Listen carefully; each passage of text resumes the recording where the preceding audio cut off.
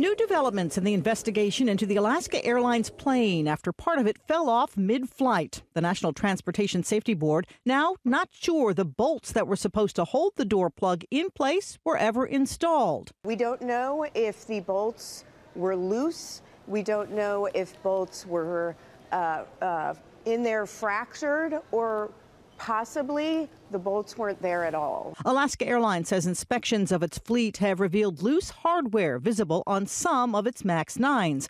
And United Airlines, which operates 79 MAX 9 planes, says it also found loose bolts on some of its door plugs. We have heard reports from United, Alaska, and Boeing about loose bolts. We are aware of those. Those are being reported to the Federal Aviation Administration, who's in charge of the inspections and the mandates for the repair. The FAA grounding 171 Boeing 737 MAX 9 in the wake of the Alaska Airlines incident last week.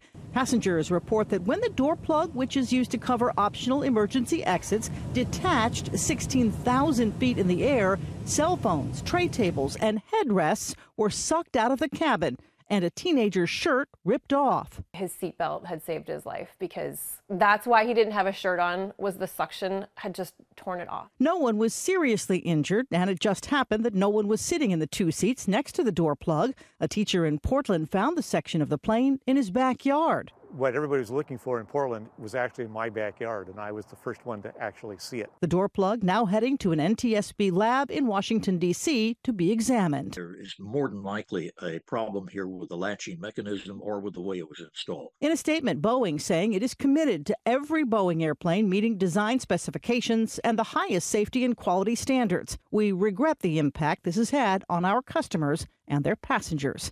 Sherry Preston, ABC News, New York.